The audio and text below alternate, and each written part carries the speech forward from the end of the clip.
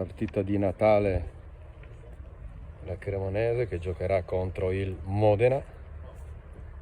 Sono previsti sui 700 spettatori da Modena, campo in perfette condizioni, stiamo parlando da un'altezza di 1,83 m dal livello del suolo, temperatura 12 gradi, sole alto,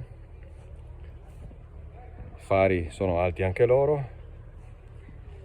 Queste sono le panchine, questa è la camera 3 per la diretta di Sky Sport, questa che vedete è la mia ombra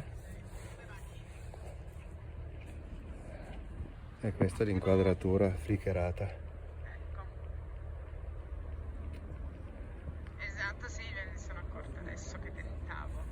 Avete sentito in diretta dalle cuffie del cameraman le indicazioni della regia. La tribuna è ancora vuota, questi sono i colleghi in pausa e questo è l'ingresso delle squadre e questa è la postazione VAR, la famosa postazione VAR, dove arriva l'arbitro e varda cosa che succede, per dirla in veneto.